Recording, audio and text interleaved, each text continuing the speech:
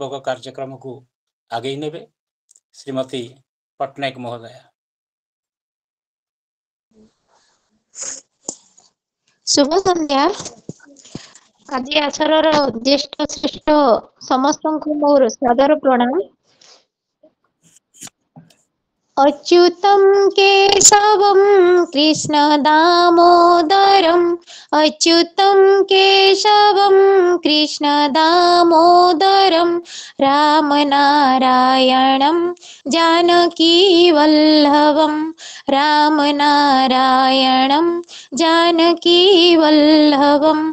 कौन कहते हैं भगवान आते नहीं, कौन कहते हैं भगवान आते नहीं, तुम मीरा के जैसे बुलाते नहीं। कौन कहते हैं भगवान आते नहीं, तुम मीरा के जैसे बुलाते नहीं। अच्युतं केशवं कृष्ण दामोदरं रामनारायणं जानकी वल्लभम। कौन कहते हैं भगवान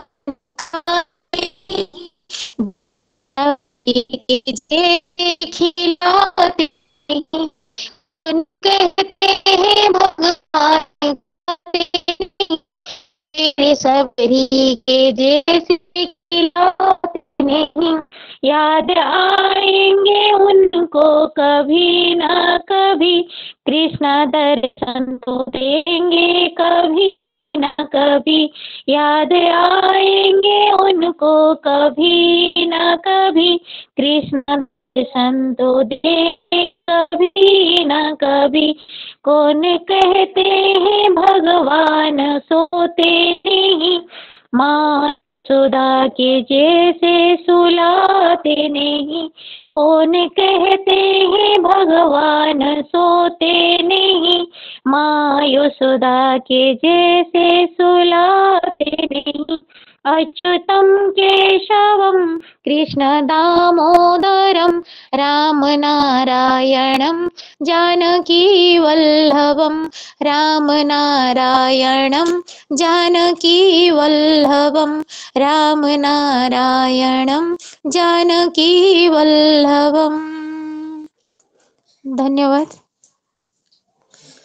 बहुत सुंदर प्रारंभिक संगीत तपस्विनी पट्टनायक। आज जार नाम नामित आमर ए राज्य स्तरीय संगठन स्वामी विवेकानंद ये जड़े सन्यासी होई मध्य देश सेवारे भारतीय साहित्य संस्कृति प्रचार प्रसार करिवारे जार अवदान अतुलनीय। आज तांकु मन पकईवा पई विवेकवाणी पठन निमंते मु अनुरोध रखिबी आम ए अनुष्ठान सोनपुर जिलार विशिष्ट कवयित्री तथा लेखिका जमुना महापात्र महोदया को से आजिकार विवेकवाणी पठन करिवे। श्रीमती महापात्र मैडम। धन्यवाद।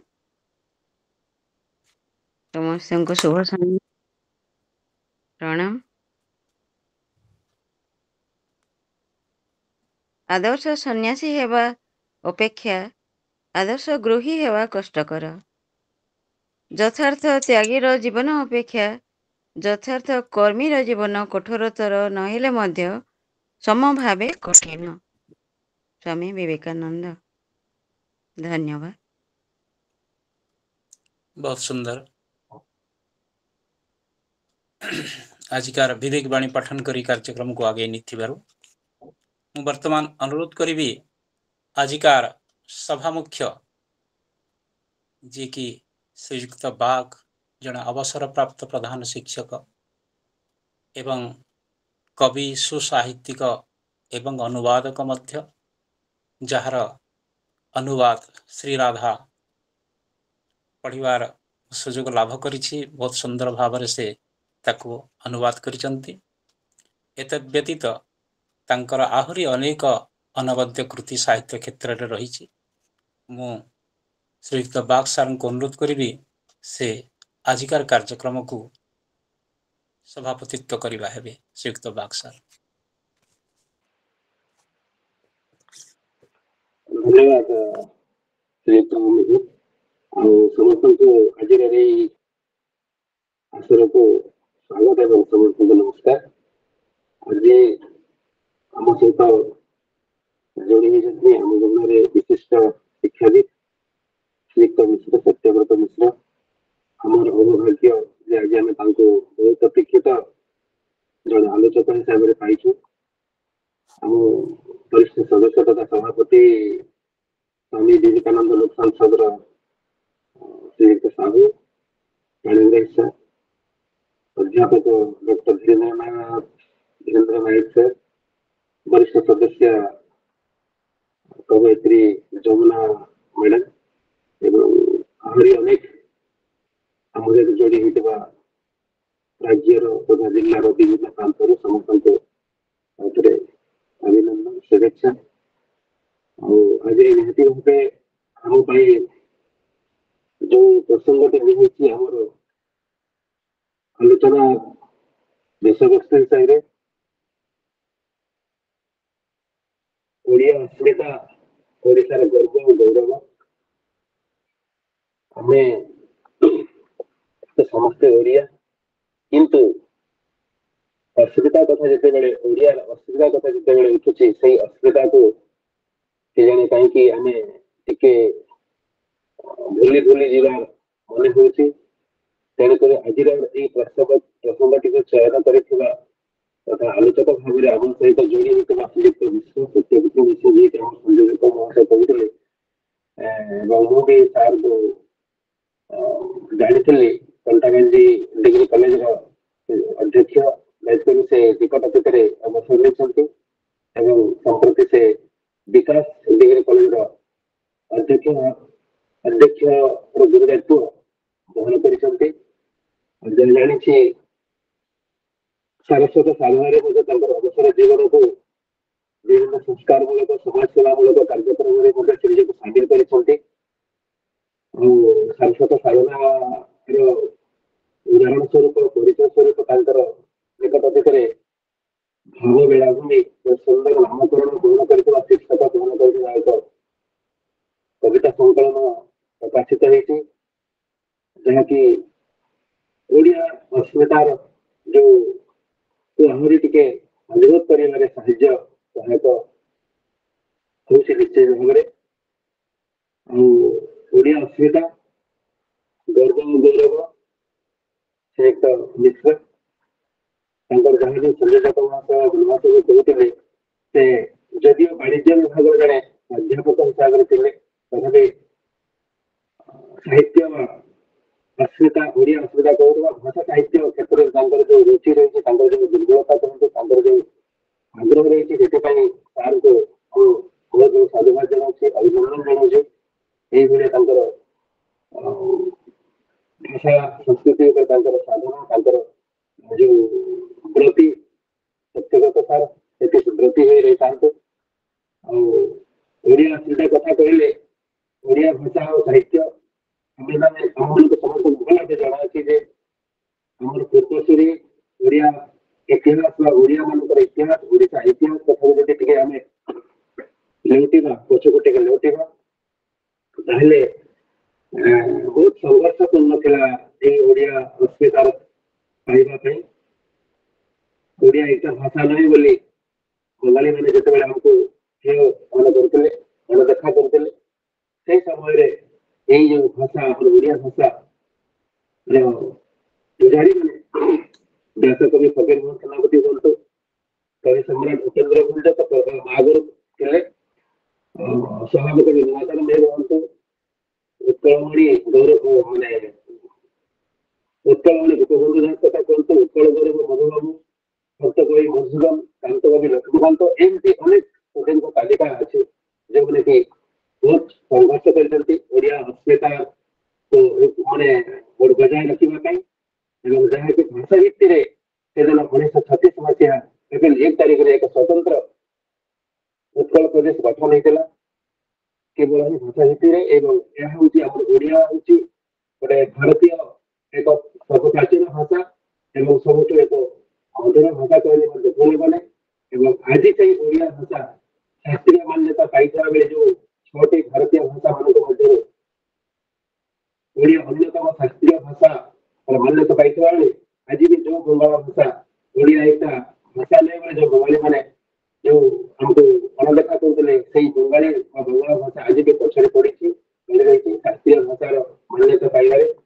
ତେବେ ଏହା ଉପରେ ଆମେ ଆଉ ବିଶେଷ କିଛି ନ କହି ସେଇ ଓଡ଼ିଆ ଅସ୍ମିତା ଯେଉଁମାନଙ୍କ ପୂର୍ବ ଗୌରବ ସେମାନଙ୍କର ନାଁ ଆଉ ଥରେ ଉଚ୍ଚାରଣ କରିବାକୁ ମୁଁ ଉଚିତ ମନେ କରୁଛି। ଆମର ବେଦାନ୍ତ ଚିନ୍ତାମଣିର କବି ଅଭିମନ୍ୟୁ ସାମନ୍ତ ଯାହାର କଥା କୁହନ୍ତୁ, ବନମାଳୀ ଦାସ କୁହନ୍ତୁ, ଦୀନକୃଷ୍ଣ କୁହନ୍ତୁ, ପଞ୍ଚସଖା ଯୁଗର ଯୋଉ ଅଚ୍ୟୁତାନନ୍ଦ, ଯଶୋବନ୍ତ ଦାସ, ଅଚ୍ୟୁତାନନ୍ଦ ଦାସ, ଜଗନ୍ନାଥ ଦାସ, ଏଇଭଳି ଗୌରମ ଦାସ ଆଉ ସେମାନଙ୍କର ବି ଅବଦାନ, ଶାରଳା ଦାସ ମହାଭାରତର ଯୋଉ ରଚୟିତା, କିନ୍ତୁ ଅନେକ କଥା ରହିଛି। ତେଣୁକରି ଆଜି କିନ୍ତୁ ସଂକଟରେ ଓଡ଼ିଆ ସଂସ୍କୃତି ଟିକେ ଆମେ ବୁଲି ବୁଲି ଯାଉଛୁ ଆମର ବକ୍ତାଙ୍କୁ କହିବା ପାଇଁ ଅସ୍ମିତାକୁ। ଅନୁମତି ଦିଅନ୍ତୁ।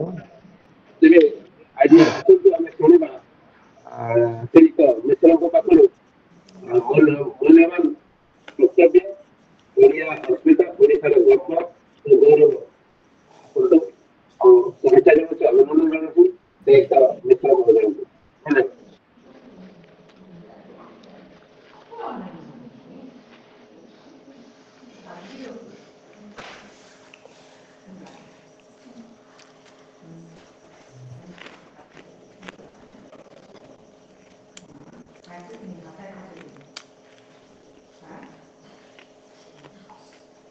ଆରମ୍ଭ କରିବି? ହଁ, ଆରମ୍ଭ କରନ୍ତୁ। ଶୁଭ ସନ୍ଧ୍ୟା। ଆଜି ଏହି ସ୍ୱାମୀ ବିବେକାନନ୍ଦ ଲୋକ ସଂସଦ ବିଚାରଧାରା ବିଭାଗ ସୋନପୁର ଜିଲ୍ଲାର ଆଭାସୀ କାର୍ଯ୍ୟକ୍ରମରେ ଉପସ୍ଥିତ ସଭାପତି ଶ୍ରୀଯୁକ୍ତ ଶ୍ରୀଧର ବାଗ, ସଂଯୋଜକ ଶ୍ରୀଯୁକ୍ତ ବନବାସ ମେହିର ମହୋଦୟ, ହରିବନ୍ଧୁ ପାଣିଗ୍ରାହୀ ସାର୍, ଦେବେନ୍ଦ୍ର ବିଜୟ ସାହୁ ସାର୍, ଭାଇ ଧୀରେନ୍ଦ୍ର, ଭଉଣୀ ଯମୁନା ଏବଂ ଅନ୍ୟାନ୍ୟ ଓଡ଼ିଶାର ବିଭିନ୍ନ ପ୍ରାନ୍ତରୁ ଯୋଗ ଦେଇଥିବା ସାହିତ୍ୟ ପିପାସୁ ଏବଂ ସମାଜ ପ୍ରତି, ସାମାଜିକ ମୂଲ୍ୟବୋଧ ପ୍ରତି, ସାହିତ୍ୟ ପ୍ରତି ଦରଦ ଥିବା ଦରଦୀ ଶ୍ରୋତା ବନ୍ଧୁମାନେ, ମୋର ପରିଚୟ ଯେତେବେଳେ ଦିଆଗଲା, ଗୋଟେ କବି ବୋଲି ଗୋଟେ ଶବ୍ଦ ବି ବ୍ୟବହାର କରାଗଲା ଏବଂ ସୌଭାଗ୍ୟବଶତଃ ଗୋଟିଏ କବିତା ସଂକଳନ, ପ୍ରଥମ କବିତା ସଂକଳନଟି ଅଗଷ୍ଟ 24 ତାରିଖ 2025ରେ ପ୍ରକାଶିତ ହୋଇଛି, ଭାବ ବେଳାଭୂମି। ଆମେ ଯେତେବେଳେ ଓଡ଼ିଆ ଅସ୍ମିତା କଥା କହୁଛୁ, ଅଧୁନା ଓଡ଼ିଶା ପ୍ରଦେଶର ଆମେ ଅଧିବାସୀ ଏବଂ ପବିତ୍ର ଭୂମି ଭାରତର ଏକ ଅଙ୍ଗ ହେଉଛି ଓଡ଼ିଶା। ମୁଁ ତ ଭାବିନଥିଲି, କିନ୍ତୁ ଯେତେବେଳେ ମୋର ପରିଚୟ ଦିଆଗଲା, ମୋର ଟିକେ ଇଚ୍ଛା ହେଲା ଯେ ଅନ୍ତତଃ ମୋର ସେଇ କବିତା ସଂକଳନରୁ ଗୋଟିଏ କବିତା ଆପଣମାନଙ୍କ ସାମ୍ନାରେ ପଢ଼ିବି ଏବଂ ସମଗ୍ର ଓଡ଼ିଶା, ସମଗ୍ର ଭାରତର ଗୋଟିଏ ଅଂଶ ଓଡ଼ିଶା ପ୍ରଦେଶ, ଗୋଟିଏ ଜନ୍ମଭୂମି ପ୍ରତି ଆମର ଯେଉଁ ସମର୍ପଣ ଭାବ ରହିବା କଥା ସେଇ ଦିଗଟିକୁ ଆମେ ଦେଖିବା। ଦ୍ୱିତୀୟ ଜିନିଷଟି ହେଉଛି ଯେ ସ୍ୱାମୀ ବିବେକାନନ୍ଦ ଲୋକ ସଂସଦର ଉଦ୍ଦେଶ୍ୟ କ'ଣ।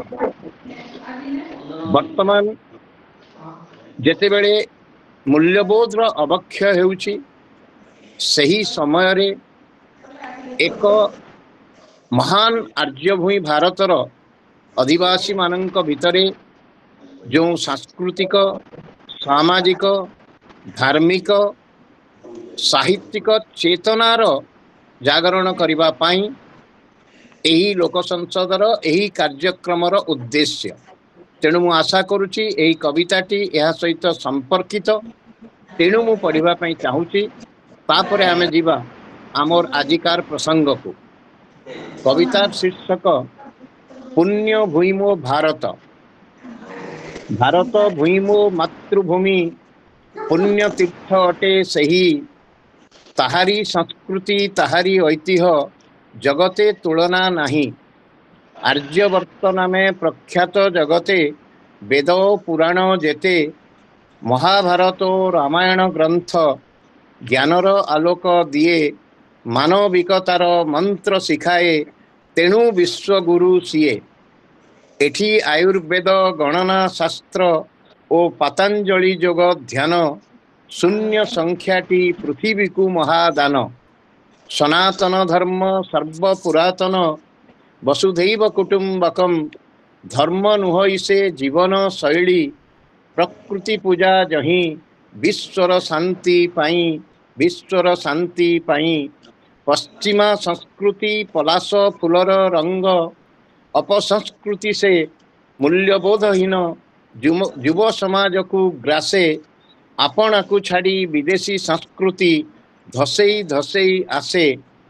प्रकंपित हेउ गगन पवन मुकार ध्वनि सत्य सनातन गर्वरे कहिबा भारतर हेउ जय भारतर हेउ जय।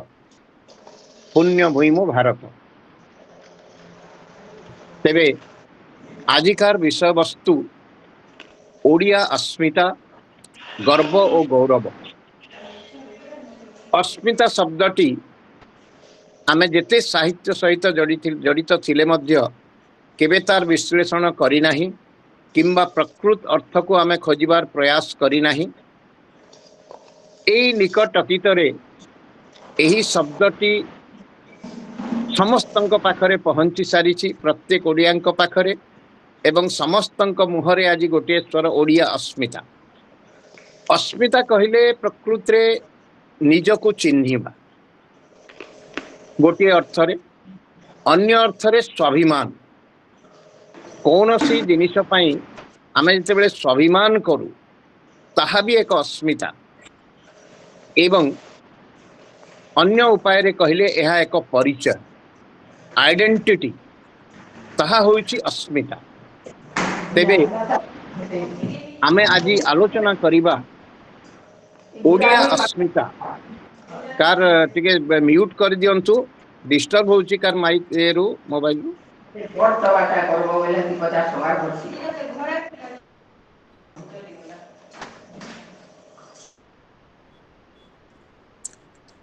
स्कंध पुराण उत्कल खंडरे लेखा अछि वर्षाणां भारतम श्रेष्ठम देशानामुत्कलं श्रुतः उत्कलस्य समो देशो क्वापि नास्ति महितले।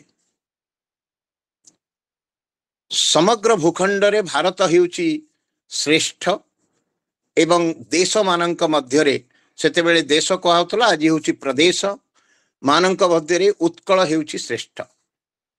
यह लिपिबद्ध अछि आपण कपिल संहिता रे पाइबे स्कंध पुराण रे पाइबे जे भारतर वर्णना एवं समतुल्य वर्णना ओडिशार बा उत्कलर।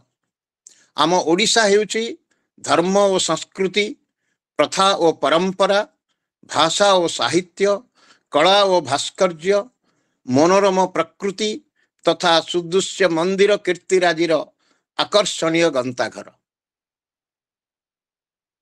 एठी आमे कला और संस्कृतिर प्राचुर्य देखिबा धन और संपदर प्राचुर्य देखिबा साहित्य संस्कृति रो प्राचुर्य देखिबा धर्म और संस्कृतिर प्राचुर्य देखिबा। तेणु यही जो उत्कल भूई अनेक समय क्रमे उड्र उत्कल कलिंग ओडिशा यही सबु गति दे तार नामकरण जहाँ भी हेउना कहीं आमर वर्तमान रो ओडिशा प्रदेश बा उत्कल भूई निश्चित भावरे समग्र भारत रो मानचित्र रे बा एक स्वतंत्र स्थान बजाय रखी पारिछि। एथिरे द्विरुक्ति नाही। ताकू अनुध्यान करी आमे जो आज ओडिशा देखुचु हुए तो एक गरीब ओडिशा निष्प्रभ ओडिशा बोली अनेक समय रे आमे चिंता व्यक्त करुछु किंतु एहार अतीत एहार ऐतिह्य केते उच्चरे थिला एहा केते प्राचुर्य भरा थिला एई जो स्कंध पुराण रो वर्णना एवं तत्संगे संगे गंगाधर मेहेरकर उत्कल लक्ष्मी कवितारे तांकर जो पदटीए जय गो उत्कल लक्ष्मी एकमात्र सुंदरितु वसुधारे प्राकृतिक शोभा राशि रहिछंती तोअंगरे एकाधारे। जय गो उत्कल लक्ष्मी से उत्कल को लक्ष्मी सहित तुलना करुछंती। सेथिरु आमे बुझिबा जे उत्कल ऐश्वर्य भरा थिला, धन संपद रे परिपूर्ण थिला, तेणु उत्कल लक्ष्मी बोली संबोधन करुछंती कवि गंगाधर। एवं प्राकृतिक शोभा राजी रे भरपूर थिला, परिपूर्ण थिला, तेणु कवि गंगाधर यह लिखिछंती। जदि आमे ओडिशार इतिहास को जीवा ख्रीष्टपूर्व प्रथम एवं द्वितीय शताब्दी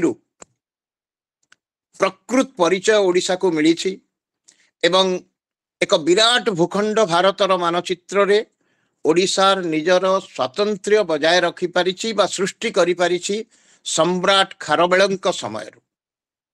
सम्राट खारवेलंकर राजुति रे एहा प्रगति, शांति, मैत्री, कला, भास्कर्य, धर्म प्रत्येक क्षेत्र रे सुनाम अर्जन करि पारिथिला। आमे तार प्रमाण पाइबा उदयगिरी हाथीगुम्फार शिलालेखरु एवं सेतेबेले खारवेल जैन धर्मर प्रचार पाई प्रसार पाई अनेक किछि कला स्थापत्य सृष्टि करिथिले। किंतु सौभाग्यर कथा जे खारवेल जदिओ जैन धर्म अवलंबन करिथिले एवं तार प्रचार प्रसार पाई अनेक कार्य करिसंती, किंतु अन्य धर्म प्रति हिंदू धर्म, बौद्ध धर्म समभाव रे तार प्रचार प्रसार पाई से मध्य चेष्टा करिसंती, केबे अवहेला करिनाहंती। तेणु एठी आपण देखिबे जैन धर्म, हिंदू धर्म, बौद्ध धर्मर अनेक कीर्ति रही। आपण रत्नगिरी कहंतु, धौली स्तूप कहंतु, खंडगिरी उदयगिरी कहंतु, पुरी जगन्नाथ धाम कहंतु, तत्संगे संगे आपण माने देखिबे एठी शक्ति पूजा, शक्तिर उपासना करा जाइछि, जहा कि 6 रु 9 शताब्दी भितरे रानीपुर झरियल रे शक्ति उपासना एवं शैव एवं वैष्णव धर्मर मिलन सेठी देखिबा को मिले एवं शक्ति उपासनार पीठ भावरे ताकु मध्य ग्रहण करा जाए। तेबे एहा एक सर्वधर्मर समन्वय रो गोटे पीठ एवं एक पवित्र माटी एवं शांति एवं मैत्रीर वार्तावह माटी कहले अत्युक्ति हेब नाही। कारण मगधर सम्राट अशोक ख्रीष्टपूर्व 261 मसीह कलिंग युद्ध पर सबु राज्य जय करिसंती, किंतु अन्य कौन सी जगह रे तांकर हृदय परिवर्तन है नहीं। से जो विजय उल्लास रे से आमोहित होइछंती, विमोहित होइछंती, किंतु एठी जदिओ से तांकर जय हेछि, किंतु एठी तांकर हृदय परिवर्तन मध्य हेछि। तेणु एठी ही से उच्चारण करिसंती हिंसा प्रणोदित तरबारी जय जय नुहे। एटा तेणु मु कहिबी एक मानविकतार भूमि जेउठी चंडाशोकरु धर्माशोकरे परिणत होइथिले सम्राट अशोक। आमे आसीबा जगन्नाथ संस्कृति को। आपण जानिछंती 4टी धाम भितरु जगन्नाथ धाम बा पुरी धाम बा पुरुषोत्तम धाम, पुरुषोत्तम क्षेत्र अन्यतम। जगन्नाथ संस्कृति देखंतु गोटे शबर राजा जोठी पूजा पाउथिले गिरिकंदर रे ताकू आनी पुरी श्रीमंदिर रे प्रतिष्ठा करी आज पंडा माने तांकर सेवा करुछंती एवं समग्र विश्व रे आज जगन्नाथ धाम पुरी बा जगतर नाथ जगन्नाथ समस्त भक्तों को आकृष्ट करि पारिछि। अन्य धाम कहंतु ता भितरे जगन्नाथ धाम रो स्वातंत्र्य रहिछि, कारण अन्य धाम को अन्य मानकु दर्शन करिवा पई भक्त धाई जाए, किंतु एही उत्कल भूईर श्रीक्षेत्र, चक्र शंख क्षेत्र, पुरी जगन्नाथ धाम महोदधि कूल प्रभु जगन्नाथ जो विराजमान करिसंती से हेउचंती जगतर नाथ, से हेउचंती भक्तर भगवान। तेणु से वर्षक गोटे दिन बाहरी आसंती तांकर घोष यात्रा रे से आसंती से पुरी से ही रत्न सिंहासन रु भक्त को दर्शन देवा पाई। तांकर दांड बड़ दांड, तांकर क्षेत्र बड़ क्षेत्र श्रीक्षेत्र। तेणु यह ही आम ओडिया मानकर सौभाग्य जे आम एठी जगन्नाथ धाम रे आमे रहिछु। एवं जने कवि कहिथिले जे उत्कले नेतार नाही प्रयोजन, उत्कलर नेता स्वयं नारायण। ता अर्थ एही भूईर रक्षक आमर आराध्य देवता आमर नेता आमको जे परिपालन करुचंती स्वयं नारायण। उत्कले नेतार नाही प्रयोजन, उत्कलर नेता स्वयं नारायण। तेणु तांक शरणापन्न होई आमे तांकर आश्रित होई उत्कलवासी एक स्वतंत्र परिचय नहीं आमे बंचिचु, आमे बंचिबा। एवं जगन्नाथ संस्कृति ओडिशार जीवन धारा को अनेक मात्रा रे प्रभावित करिछि। जेतेबेले विपद आसीछि जगन्नाथंकर संबंधित धर्म ग्रंथ, जगन्नाथ धर्म संबंधित साहित्य एई समाज को, एई मानव जाति को प्रेरणा देछि। एवं सही जगन्नाथ महाप्रभुंकर आशीर्वाद रु कृपा लाभ करी उत्कल रो जनसमाज बा उत्कलर अधिवासी निजकु भाग्यवान मने करंती। सोनपुर कथा कहिबी जेतेबेले आमे सोनपुर जिल्लार एई अधिवेशन जेतेबेले जगन्नाथ महाप्रभुंक उपरे आक्रमणर कला बादल ढांकी आसीथिला, एई सेई सोनपुर पवित्र माटी जोठी की सेई कला पहाड़र आक्रमण रु मोगल मानकर आक्रमण रु तांको रक्षा करिबा पाई एई हमर पाताली श्रीक्षेत्र ठारे जगन्नाथंकु सुरक्षित भाव में रखा जाइथिला। एवं सुवर्णपुर, सोनपुर नुहे सुवर्णपुर, एई हेउची स्वर्ण भूई।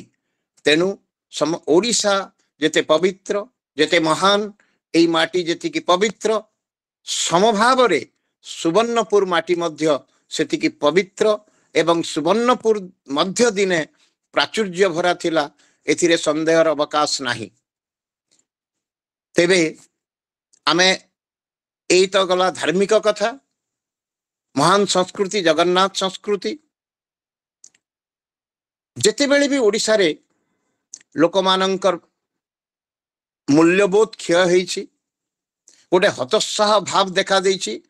आमे जो कहूतुले सभापति महोदय जे अनेक घात प्रतिघात दे संग्राम करी ए जाति बंची, सही समय रे जेतेबेले समाज रे मानविक मूल्यबोध रो विघटन होईछि, जेतेबेले ओडिया जाति को हीनमान्यता ग्रास करिछि, गोटे असहाय भाव देखिछि ओडिया जाति, सेतेबेले आमर जो पंचसखा कथा कहूतिले तांकर जो साहित्य सृष्टि यही ओडिया जाति को प्रेरणा देछि। एवं सर्वाग्रे रहिछि जगन्नाथ दासंकर ओडिया भागवत। ओडिया भागवत एई जाति को प्रेरणा देछि, गोटे सांस्कृतिक धारा रे आबद्ध करी रखिछि। एवं जो हताशा भाव रु ऊपर को उठिबा पाई एई साहित्य ही ओडिया को आश्रय देछि। प्रत्येक गाँव रे भागवत टुंगीर प्रतिष्ठा हेछि, भागवत प्रति लोके आकृष्ट हेछंती। एवं सही साहित्य रु, सही धार्मिक भावना रु, सही पाप पुण्यर विचार रु ओडिया जनजीवन गोटे आश्रा पाइछि, गोटे स्रोत पाइछि, गोटे प्रेरणा पाइछि। एवं निजकु दुख समय रे संभाली नेछि। मु भाबुछि अन्य कोनोसी राज्य रे भारत वर्षर एमिति उदाहरण नथिबो जे गोटे साहित्य बा गोटे ग्रंथ से जाति को प्रेरणा देछि, एकता सूत्र रे बांधी रखिछि। एवं पाप एवं पुण्यर विचार रे प्रत्येक मनुष्यर हृदय को एवं मानसिक स्तर रे तांको मार्जित करिछि। तेणु एही माटी संस्कृतिर माटी, शांति एवं मैत्रीर माटी एवं आमे समस्ते तार दायाद। तेणु ताहा ही आमर अस्मिता। तापरे देखिबा वाणिज्य रे एबे आमे बालीजात्रा पालन करूछु। कौन पाई बालीजात्रा हेउछि कटक रे जे आमर पूर्वसूरी माने से माने वाणिज्य रे उच्च सोपान को जाई पारिथिले एवं विशेष करी नौ वाणिज्य रे से माने जाभा, सुमात्रा, बन्यो एई सबु को जाई अनेक वाणिज्य करुथिले एवं अनेक धनरत्न सेठू बोही आणुथिले। सही श्रुति को पुनर्जीवित करी रखिबा पाई आमे कटकरे बालीजात्रार आयोजन करूछु। ताहा आमको मध्य एक प्रेरणा दिए जे आम ए जाति केवल साहित्य, संस्कृति, कला और स्थापत्यर जाति नुहे। ए जाति वाणिज्य रे मध्य धुरंधर थिला एवं नौ वाणिज्य रे विश्वर भारत बाहरे मध्य विश्वर अनेक स्थान रे निजर पराकाष्ठा से प्रमाणित करिछि एवं धनरत्न रोजगार करिबारे निजकु से सक्षम करि पारिछि। आपण देखंतु जदि कला स्थापत्य रे देखिबा कोणार्क एवं पुरी श्रीमंदिर, सही समय रे पुरी श्रीमंदिर भलिया एक स्थापत्य सृष्टि करिबा एवं कोणार्क भली एक स्थापत्य सृष्टि करिबा जे केते कलार उत्कर्ष स्तर रे ओडिया माने थिले आमे सेथु अनुमान करि परिबा। ठीक से परी जेतेबेले कंपास नाही, दिगबारिणी नथिला, ओडिया माने नौ वाणिज्य करी सही विशाल समुद्र को भ्रुक्षेप न करी से माने वाणिज्य करुथिले। एही प्रसंग रे मु कहिबी जे एठी केवल साहित्य, संस्कृति, स्थापत्य नुहे कि प्राकृतिक सौंदर्य नुहे, विद्या एवं गभीर विद्या लोकमानंक भितरे रहिथिला। तार ज्वलंत उदाहरण सामंत चंद्रशेखर। टेलीस्कोप रो आविर्भाव हेबा पूर्वरु सामंत चंद्रशेखर बा पठाणी सामंत ज्योतिर्विद्या रे धुरंधर थिले एवं गणित विद्या रे धुरंधर थिले। टेलीस्कोप रो आविर्भाव पूर्वरु से पृथ्वी एवं सूर्य भितरे जो दूरतार माप करिथिले ताहा निर्भुल बोली प्रमाणित होईछि। आमे कल्पना भी करि परिबा नाही। मात्र केईटी बाउंस काठ बा बाउंस नली साहाय्य रे पृथ्वी एवं सूर्य भितरे थिबा दूरता को एवं ग्रह नक्षत्र स्थिति को अनुमान करिबा, गणना करिबा ये सहज साध्य नुहे। तेणु केते विज्ञ लोक ए ओडिशा भूई रे थिले आज आमे मने पकईबा कथा, गर्व अनुभव करिबा कथा। तापरे देखंतु आधुनिक ओडिशा रे आमर जेतेबेले समग्र भारत मुगल साम्राज्य, मरहट्टा माने, इंग्रेज माने बारंबार आक्रमण करिसंती, शासन करिसंती। जेतेबेले स्वाधीनता संग्राम कथा आमे देखिबा बा स्वाधीनता संग्राम रो इतिहास को आमे जीवा, आमे जो पाठ्यक्रम रे पढुचु विशेष भाव रे आमर पाठ्यक्रम रे आमे 19 शताब्दी रु जहा घटी गला 1901 मसीहारू आमे विशेष भाव रे ता उपरे ध्यान देइछु बा ताकू आमे पाठ्यक्रम रे शामिल करिछु। किंतु दुख लागे, बेले बेले मन तो विद्रोही होई उठे जे आमे जहा पढ़िलु आम ओडिशा कथा कहीं की गुरुत्व दिया जाई नहीं। ओडिशार से स्वाधीनता संग्रामी मानंकु, ओडिशार से स्वाधीनता संग्राम रो घटनावली को को मानंकर अभिसंधि जोथि पाई ओडिशार स्वाधीनता संग्राम प्रकृत भाव रे भारतीय धारारे समस्तंकर गोचर होई पारि नाही।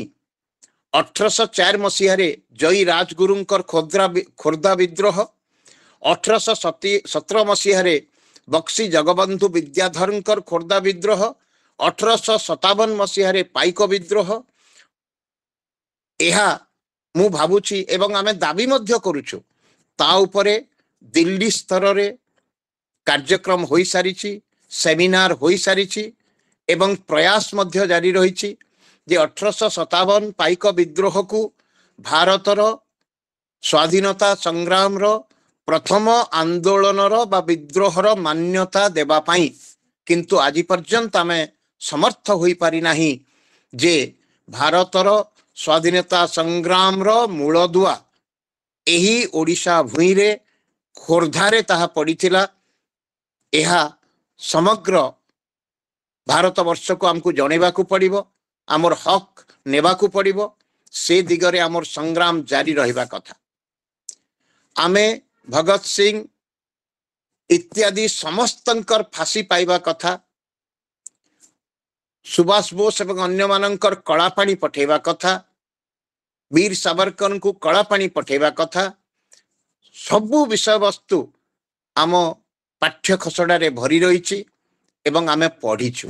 किंतु मु प्रश्न करने को चाहे आपण मानंक भितरु केते जन जानिछंती जे 1858 मसीह रे माधव सिंह गेंस रो जमीदार माधव सिंह को फांसी दंड होइथिला।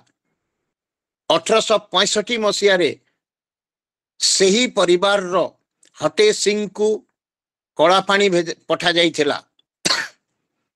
सेही परी वीर सुरेंद्र सायंकर संग्राम कहानी आपण भारतीय जातीय स्तर रो कोनोसी इतिहास बही रे आपण एहार वीरगाथा वर्णना पाइबे नाही। जेहेतु आमर जातीय स्रोत रे एई सबु घटनार वर्णना विशेष भाव रे नाही, तेनु आमर ओडिया मानंकर उत्तर पीढ़ी मध्य ए सबुर वीरगाथा संपूर्ण भाव रे जानी पारी नाही। जदि एहा को आमर जातीय धारा रे प्रचार प्रसार करा जाए एवं पाठ्य पुस्तक रे सविशेष भाव रे वर्णना करा जाए, ताहेले हुए तो ओडिया रो छाती कुंडे मोट होई जिवो एवं सेइथिरु किछि आहुरी अधिक प्रेरणा पाइबो, एथिरे संदेहर अवकाश नाही। मु आजी एही विषय वस्तु को काहे की पसंद करूछि जे आमर उत्तर पीढ़ी जेउ ओडिशा दिने गंगारू गोदावरी पर्यंत जो उत्कल जो कलिंग सुनाम अर्जन करिथिला प्रत्येक क्षेत्र रे एवं जो उत्कल भारतर स्वाधीनता संग्राम रे एक मुख्य भूमिका ग्रहण करिथिला, मु तो कहिबी एक मूलदुआ पकईथिला, से जेते बेले अवहेलित सही समय रे आजिकार जो विषय वस्तु ओडिया अस्मिता ओडिशार गर्व एवं गौरव यह निश्चित भाव रे गुरुत्व वहन करुछि। जेते बेले ओडिया भाषा संग्राम ओडिया कहूथिले सभापति महोदय कांतिलाल चैटर्जी बोधे मोर नाटा जहाँ मने पड़ुछि, कांतिलाल भट्टाचार्य कहिथिले ओडिशा एक भाषा नए एवं ओडिया को एक भाषा हिसाब रे स्वीकृति देबा पई जेते संग्राम करबा को पड़िछि ताहा अवर्णनीय। सेही फकीर मोहन सेनापति कहंतु, गंगाधर मेहर कहंतु, मधुसूदन कहंतु, समस्ते अप्राण चेष्टा करी ओडिया भाषा को एक स्वतंत्र भाषा भाव रे बजाय रखी पारिछंती। तेणु सेमाने आज नमस्य, नहेले बंगाली मानंकर चक्रांत रे एई भाषा आज एक स्वतंत्र भाषा होई न थांता एवं मु तो संदेह प्रकाश करुछि जे ओडिशा राज्य ही होई न थांता, कारण समग्र भारत वर्ष रे ओडिशा एकमात्र राज्य जे कि प्रथम भाषा भित्तिक राज्य, तापरे आंध्र प्रदेश भाषा भित्तिक राज्य हैला, किंतु प्रथम भाषा भित्तिक राज्य हेउछि ओडिशा। तेणु आमर भाषा बंची गला। जो कवि लेखक माने तांकर संग्राम करिसंती, मु तांकठारे तांकर अमर आत्मा प्रति नतमस्तक एवं जो साहित्य सृष्टि करि जाइछंती सही साहित्य मु प्रथम रु भी कहिछि, एबे भी कहूछि, सही साहित्य ही ए ओडिया जाति को प्रेरणा देछि, सही साहित्य ही ए ओडिया जाति को सत्मार्ग देखैछि एवं ओडिया भाषा। तेणु बोधे गंगाधर लेखिले जे मातृभूमि मातृभाषा रे ममता जाहुर्दे जनमी नाही, ताकू जदि ज्ञानी गणरे गणिबा अज्ञान रहिबो काहीं। आमर सर्वप्रथम गुरुत्व दिया जाइछि गंगाधर देइछंती मातृभूमि एवं मातृभाषा। तेणु आज जो प्रसंग ओडिया अस्मिता जदिओ एथिरे अनेक सर्वांग भाव रे एहाकू आमे आलोचना करिबा, किंतु भाषा एवं जन्मभूमि एहा प्रति जो आमर समर्पण भाव जेतेबेले पर्यंत भाषा एवं जन्मभूमि प्रति मातृभूमि प्रति आमर समर्पण भाव न आसीछि आमे आमर अस्मिता पाई गर्व करि परिबा नाही। एवं एही माटीर कवि संत कवि भीम भोई लिखिचंती प्राणींक आरत दुख प्रमित देखु देखु केबा सहु मो जीवन पछे नरके पड़ी थाउ जगत उद्धार हेउ। आपण माने एही साहित्य समग्र विश्व रे आपण खोजंतु, आपण पढ़ंतु, पृष्ठा लेउटांतु, आपण एही भावधारार गोटिए पंक्ति पाइबाटा भारी कष्ट। से जने देखंतु मु कहिबी आधुनिक जगतर तुलन से शिक्षित नथिले, अंध थिले, आदिवासी थिले, किंतु तांकर चिंताधारा देखंतु प्राणींक आरत दुख प्रमित देखु देखु केबा सहु मो जीवन पछे नरके पड़ी थाउ जगत उद्धार हेउ। तेणु ए ओडिया संकीर्णता शिखी नाही, ए ओडिया भेदभाव शिखी नाही। जगत उद्धार रो परिकल्पना ओडिसा रो हेइची, ओडिया साहित्य रे सृष्टि हेइची एवं प्राणिक दुख मोचन करिबा पाई समग्र मानव समाज को साहित्य माध्यम रे एक आह्वान देइछंती संत कवि अंध कवि भीम भोई। एही महान साहित्य हुए तो मु भाबुची अन्य कौनसी भाषा रे एहार समतुल्य साहित्य आपण पाइबाटा विरल। तेणु पार्लियामेंट रे एही पदटी ही अछि, ओडिया कवि मानकर कौनसी पद नाही। संत कवि भीम भोईंकर एही पदटी आमर पार्लियामेंट रे एहा लिखित अछि। एहा हेउछि ओडिया अस्मिता। एहा प्रथम भाषा भित्तिक राज्य, तेणु आमर एठी भाषार गुरुत्व रहिछि। तापरे देखंतु स्वाभिमान कथा। आपण आज आमे अनेक शिल्पपति देखुछु, अतीतरे मध्य देखिछु, शुणीछु, किंतु मधु बाबूंको उत्कल टेनेरी कथार जो कहानी जहाँ आमे बही रे पढ़ीछु जे जेतेबेले मधुबाबूंकर से जो टेनेरी रे कौन से जो प्रस्तुत करिबारे कौन गोटे त्रुटि रही जाइथिला, मधुबाबू आदेश देइथिले समस्त उत्पाद को जाली देबा पाई, फोपाड़ी देबा पाई। गोटे व्यवसायी रो एई स्वाभिमान जे मोर क्षति हो किंतु मोर स्वाभिमान बंचु, आमे ताहा मधुबाबूंक ठारू शिखिबा। से ख्रिस्टियान थिले, किंतु पुरी मंदिर उपरे जेतेबेले गजपतिंकर बा पुरी महाराजांकर बा पुरी राज परिवार रो अधिकार ब्रिटिश सरकार छड़े नेबार चक्रांत कला, मधुबाबू ही ब्रिटिश सरकार कठारे आईनगत युद्ध घोषणा करी पुणी सही पुरी श्री जगन्नाथ मंदिर रो सत्वाधिकार सही महाराजा गजपति महाराजंकर परिवार को फेरे आनी पारिथिले। एहा ही होची ओडिया अस्मिता, एहा ही होची ओडियार स्वाभिमान। तापरे देखंतु कटकर तारकसी काम एवं सम्बलपुरी वस्त्र। सही समय रे कोनोसी कल कारखाना नथिला। आमर हस्तशिल्प, आमर कुटीर शिल्प केते उच्च सोपान को जाइथिला। कटकर तारकसी काम समग्र विश्व रे तार एक स्वतंत्रता बजाय रखि पारिथिला एवं सम्बलपुर रो सम्बलपुरी वस्त्र आज तो अनेक उन्नति हाउरी करि सारिछि। आपण कल्पना करि पारुछंती आमे कलम एवं कागज रे कविता सृष्टि करि पारु, आमे कलम एवं कागज नहीं आमे रचना करि पारु, श्लोक लिखि पारु, आमे वन जंगल सृष्टि करि पारु, पक्षी पशु पक्षी सृष्टि करि पारु।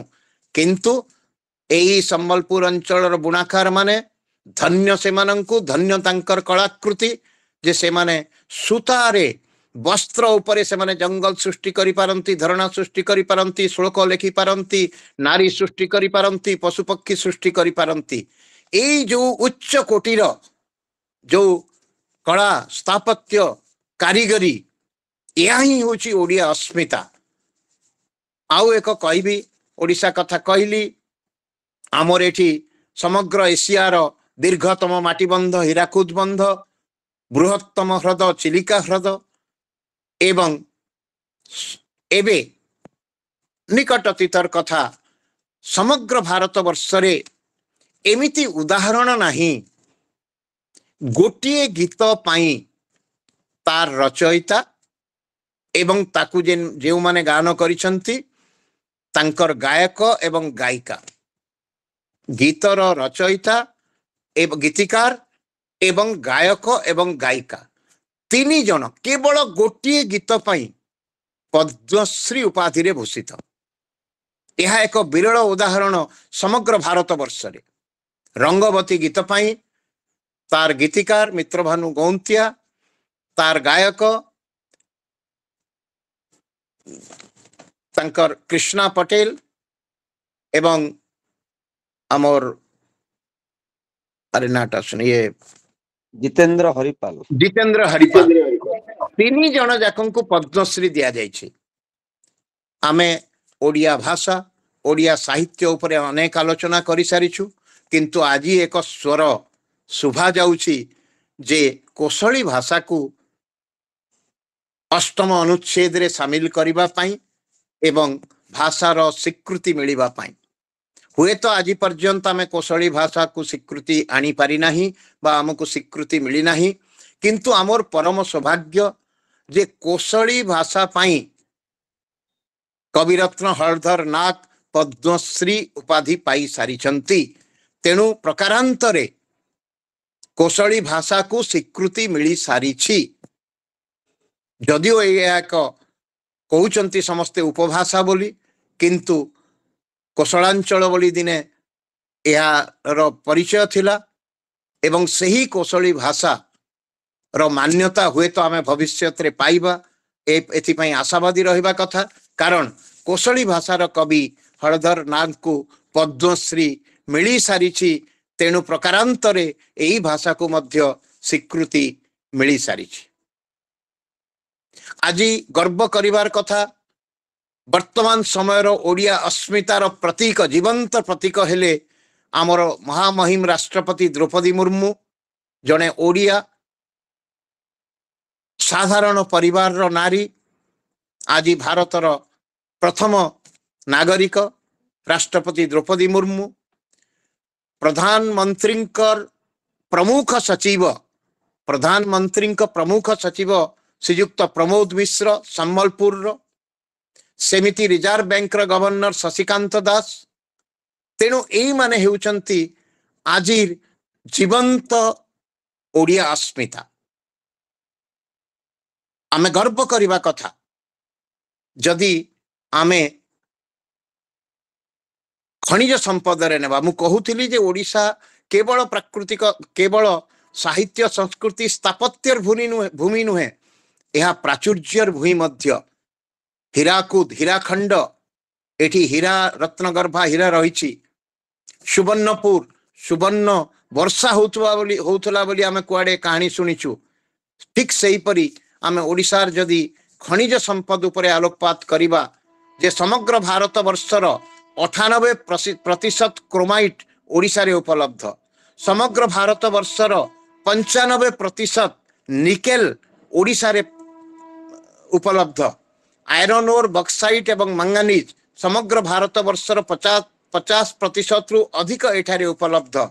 एवं एल्युमिनियम रे ओडिशा हेउची द लार्जेस्ट प्रोड्यूसर सर्वबृहत उत्पादनकारी एल्युमिनियम रे। तेणु आमर खनिज संपद रे भरपूर ए ओडिशा शिल्प रे भरपूर ओडिशा मानविक ह्यूमन रिसोर्स जोटा मानव सम्बल रे आमे प्रसिद्ध। कारण आज भारतर विभिन्न उच्च पद पदवी रे ओडिया माने अधिष्ठित। तेबे वर्तमान रो स्थिति कौन केवल आउ 4 मिनिट रे मु समाप्त करिबी। एते गाथा कहीगला परे एते प्राचुर्य भरा कहानी कहीगला परे वर्तमान स्थिति कौन डॉक्टर कवि प्रसाद मिश्र जे कि जने हृदरोग विशिष्ट डाक्तर एबे आउ नाहंती। डॉक्टर कवि प्रसाद मिश्र जेते बेले एपोलो हॉस्पिटल रो से होचंती सह प्रतिष्ठाता। ओडिसा रे आसी जेते बेले से रहिले एवं ओडिसा रे एपोलो हॉस्पिटल रो प्रतिष्ठा कले तांकर गोटिए मु पढ़िथिली प्रबंध ओडिया कहिबा काहाकू। से जेते बेले भुवनेश्वर आसी तांकर घर निर्माण कले से लिखिछंती मु जेते बेले काठ काम करबा पई खोजिली ओडिया मिललेनी जहाकू देखिले कि यूपी रो कि बंगाल रो मिस्त्री काम पई खोजिली सबू जहाँ भी मते मिलिले कारीगर से माने ओडिया नथिले। फूल गमला किणीगली फूल किणीगली से माने ओडिया नथिले। टाइल्स काम पई देखिली से माने ओडिया नथिले किए बिहारी किए बंगाली किए उत्तर प्रदेश। तेबे मु ओडिया कहिबी काहाकू एवं मु काहाकू नहीं गर्व करिबी जेउ ओडिया दिने कोणार्क गढ़ी पारिथिला जेउ ओडिया दिने पुरी श्रीमंदिर गढ़ी पारिथिला सेही ओडिया आजी कौन टाइल्स बिछेवा पई सक्षम नुहे। सेही ओडिया आजी कौन फर्निचर बनैवा पई सक्षम नुहे। सेही ओडिया आजी घरटीए तोलिवा पई सक्षम नुहे। तेणु से लिखिथिले जे मो ओडिया अस्मिता गला काहीं मो ओडियार जो कर्मठ ओडिया आजी कोठी तार परिचय आजी कोठी प्रकृति रे दुख सेटा पढ़ी मते मध्य मु मध्य मर्माहत होइथिली। तार कारण हेउछि आम भितरे जो ओडिया अस्मिता जागृत हेबा कथा ओडिया अस्मिता विषय रे आमको जो ज्ञान देबा कथा से ताहा मिली पारि नाही। आमे जानी पारि नाही ओडिशार गर्व एवं गौरवर गाथा। तेणु आमे आम भितरे गोटे उत्साह आम भितरे गोटे उद्दीपना आम भितरे गोटे गर्व आम भितरे गोटे गौरव सृष्टि हेई पारि नाही। एवं धीरे धीरे धीरे धीरे ओडिया जाति स्थाणु पालटी गला एवं आजी दिन रे तार परिचयटा अल्प बहुते दादन पाई ओडिया आज प्रसिद्ध।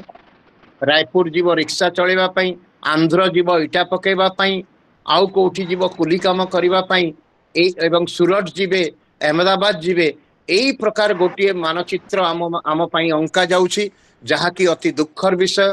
तो एही परि एक घड़ी संधि मुहूर्त रे आमे ओडिया अस्मिता को चिन्हिबा आमे पुणी आमर उत्तर पीढ़ी को ओडिया अस्मिता विषय रे जागृत करेबा आमर गौरव एवं गर्वर गाथा कहिबा।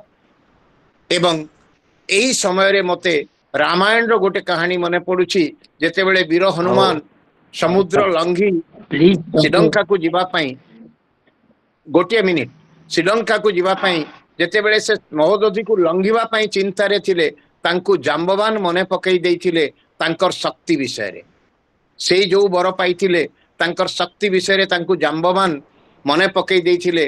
तेणु समुद्र पार हेई वीर हनुमान लंका रे पहुंची पारिथिले।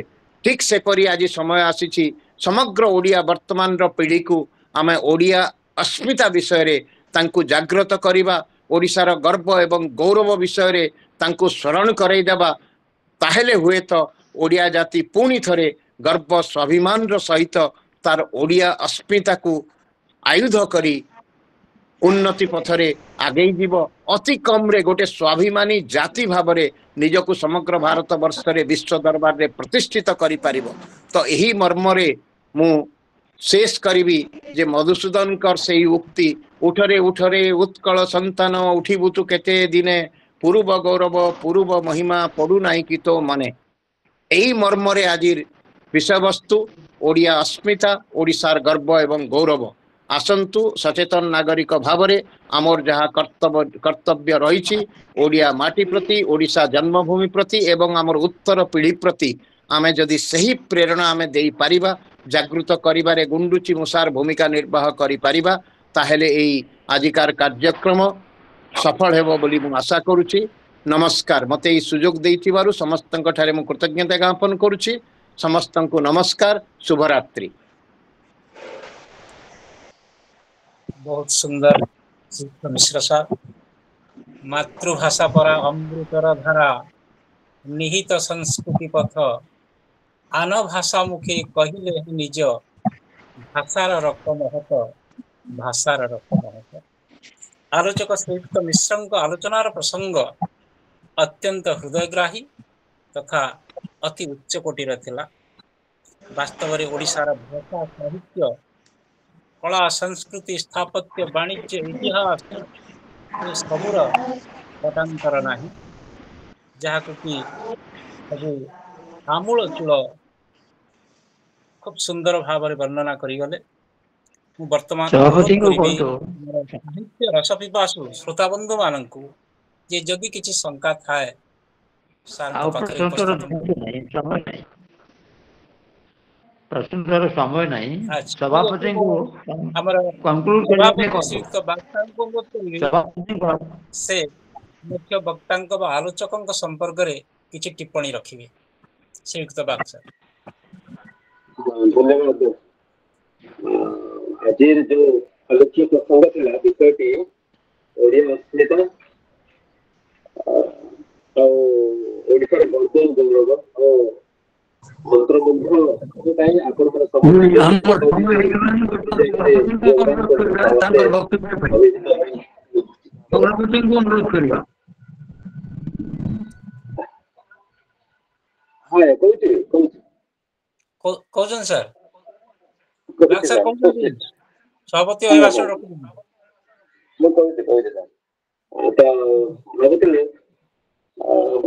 ଯେ ଏଇ ଓଡ଼ିଆ ଅସ୍ମିତା ପରିପ୍ରେକ୍ଷୀରେ କୋଉ ଦିଗଟି ସାର୍ ଛାଡ଼ିଦେବେ କୁ ଭାବୁଥିଲି। ଦେଖିଲି ଯେ କୌଣସି ଦିଗକୁ ସେ ମାନେ ଭୁଲି ପାରିନାହାନ୍ତି, ଭୁଲି ନାହାନ୍ତି, ଛାଡ଼ି ନାହାନ୍ତି। ପ୍ରତିଟି ଦିଗକୁ ପ୍ରାଚୀନ ଓଡ଼ିଶାର ପ୍ରାଚୀନ ଇତିହାସଠୁ ଆରମ୍ଭ କରି ଖାରବେଳଠୁ ଆରମ୍ଭ କରି କଳିଙ୍ଗ ଯୋଉ ଯୁଦ୍ଧ ଅଶୋକଙ୍କଠୁ ତାପରେ ପାଇକ ବିଦ୍ରୋହ, ପାଇକ ଯୁଦ୍ଧ ଇତ୍ୟାଦି ଇତ୍ୟାଦି ସବୁ କିଛି ଦିଗକୁ ଆଣିକି ଆମ ଭାରତ ପାଖରେ କହିଛନ୍ତି। ବାଣିଜ୍ୟ ବ୍ୟବସାୟ ଯୋଉ ଚାଲିଛି ବାଲିଯାତ୍ରା କଥା, ଜାଭା, ପଲ୍ଲୀ, ସୁଭଦ୍ରା, ବାଲି ଏସବୁ କଥାକୁ ସେ ଆଣିକି ଥୋଇଦେଲେ। ପରିଶେଷରେ ରୋଷେଇ ଭାଷା ଉପରେ ମଧ୍ୟ ଯୋଉ ତାଙ୍କର ବକ୍ତବ୍ୟ ରଖିଲେ, ଓଡ଼ିଆ ଭାଷା ତ ସଂଘର୍ଷମୟ ଥିଲା। ଓଡ଼ିଆ କବିମାନେ ବି ସଂଘର୍ଷପୂର୍ଣ୍ଣ ପ୍ରଚେଷ୍ଟା କରିଥିଲେ। ଏବେ ଯୋଉ ଅଷ୍ଟମ ପରିଚ୍ଛେଦରେ ସାରିତ ହେବା ପାଇଁ ଯୋଉ No time for word of appreciation. ସେ ଉପରେ ମଧ୍ୟ Please. କହିଥିଲେ ଆଉ କଣ ବା ଦିଗକୁ ସେ ଛାଡ଼ିଛନ୍ତି। ଆମେ ଏଇଭଳି ଜଣେ ବକ୍ତାଙ୍କୁ ଆଜି ପାଇ ନିହାତି ଭାବେ ଅସ୍ମିତାର ଯୋଉ ପରିଚୟଟା ଯୋଉ ଆମେ ହଜି ହଜି ଯାଉଥିବା କଥା ଯଦି ଅନୁଭବ କରୁଛେ, ନିହାତି ଭାବେ ସଦା ସଚେତନ ହେଇପାରିବା ସାର୍ଙ୍କ ଆଜିର ଏଇ ବକ୍ତବ୍ୟରୁ। ତେଣୁକରି ସାର୍ଙ୍କୁ ଆଜି ଆମର ସ୍ୱାମୀ ବିବେକାନନ୍ଦ ଲୋକ ସଂସଦ ପରିବାର ତରଫରୁ ବହୁତ ବହୁତ ସାଧୁବାଦ ଧନ୍ୟବାଦ ଜଣାଉଛି ଏବଂ ଏତିକିରେ ସଭାପତି କର୍ତ୍ତବ୍ୟ ସଂରକ୍ଷିତ ଦଉଛି ରଖୁଛି। ପରବର୍ତ୍ତୀ କାର୍ଯ୍ୟକ୍ରମ ଆଗାଇ ଯାବା ପାଇଁ ସଂଯୋଜକ ମହୋଦୟ ବିବେକ ସାର୍ଙ୍କୁ ଅନୁରୋଧ କରିବି। ଧନ୍ୟବାଦ ସାର୍। ଆମ ସୁବର୍ଣ୍ଣପୁର ଜିଲ୍ଲାର ସଭାପତି ତଥା ଉପଦେଷ୍ଟା ଶ୍ରୀଯୁକ୍ତ ପାଣିଗ୍ରାହୀ ସାର୍ଙ୍କୁ ଅନୁରୋଧ କରିବି ସେ ଧନ୍ୟବାଦ ପର୍ବଟିକୁ ଆଗେଇ ନେବେ। ଶ୍ରୀଯୁକ୍ତ ପାଣିଗ୍ରାହୀ ସାର୍। ଧନ୍ୟବାଦ ପାଇଁ ତରଙ୍ଗିଣୀ ମହାପାତ୍ରଙ୍କୁ ଦାୟିତ୍ୱ ଦିଆହେଇଥିଲା। ତରଙ୍ଗିଣୀ ମହାପାତ୍ର। ଆଜ୍ଞା। हाँ सर प्रणाम, मैं उपस्थित अच्छे सर।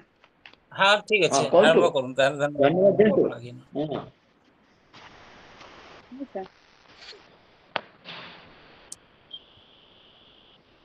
स्वामी विवेकानंद लोक संसदर सुवर्णपुर जिला शाखा 52तम ई पाठचक्रमाला को रे उपस्थित आम राज्य सभापति देवेंद्र विजय साहू सार आ जिला सभापति हरिबंधु पाणिग्राही सार, आजिकार सभापति जो आजिकार आलोचनार सभापति जो अच्छा श्रीधर साहू सार, संयोजक बनवास मेहर सार, आजिकार मुख्य आकर्षक जो आमर अच्छा वक्ता मुख्य वक्ता सत्यव्रत मिश्र सार और अन्यान्य समस्त ज्ञानी गुणी जन मान मोर प्रणाम और आजिकार पाठ्यचक्रमाला को स्वागत अभिनंदन। मु प्रथमे धन्यवाद देवाकू जाउछि आजिकार प्रारंभिक संगीत गान करथिबा तपस्विनी पटनायक मैडम जी के तांकर सुललित कंठरे